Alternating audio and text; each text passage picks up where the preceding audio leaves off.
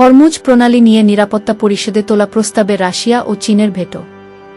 জাতিসংঘের নিরাপত্তা পরিষদে হরমুজ প্রণালী খুলে দিতে সম্মিলিত ও প্রতিরক্ষামূলক চেষ্টাকে সমর্থন জানিয়ে আনা একটি প্রস্তাবে ভেটো দিয়েছে রাশিয়া ও চীন।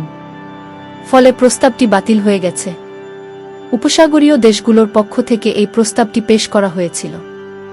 নিরাপত্তা পরিষদের 11টি দেশ প্রস্তাবের পক্ষে ভোট দেয় এবং 2টি দেশ, পাকিস্তান ও কলম্বিয়া, ভোটদানে বিরত থাকে।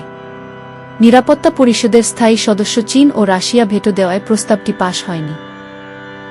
নিরাপত্তা পরিষদের স্থায়ী 5 সদস্য রাষ্ট্র যুক্তরাষ্ট্র, যুক্তরাজ্য, ফ্রান্স, চীন ও রাশিয়া যে কোনো এক সদস্য ভেটো দিলে পরিষদে যে কোনো প্রস্তাব বাতিল হয়ে যায়। কয়েক সপ্তাহের দীর্ঘ আলোচনার পর মূল খসড়া প্রস্তাবটি বেশ কয়েকবার সংশোধন করা হয়। শুরুতে এটি চ্যাপ্টার 7 যা সামরিক শক্তি ব্যবহারের অনুমতি দেয় এর অধীনে থাকলেও পরে তা সরিয়ে নেওয়া হয়। এরপর প্রয়োজনীয় সব প্রতিরক্ষামূলক ব্যবস্থা গ্রহণের অনুমতি সংক্রান্ত অংশটিও বাদ দিয়ে চূড়ান্ত পর্যায়ে শুধুমাত্র প্রতিরক্ষামূলক প্রচেষ্টাকে জোরালোভাবে উৎসাহিত করার কথা বলা হয়েছিল। বাহরাইনের পররাষ্ট্রমন্ত্রী আব্দুল লতিফ বিন রশিদ আল জায়ানি এই সভায় সভাপতিত্ব করেন। ভোটের আগে তিনি কাউন্সিল সদস্যদের বলেন, এই প্রস্তাব নতুন কোনো বাস্তবতা তৈরি করছে না, বরং এটি ইরানের ক্রমাগত বৈরী আচরণের বিরুদ্ধে একটি কঠোর পদক্ষেপ যা বন্ধ হওয়া জরুরি।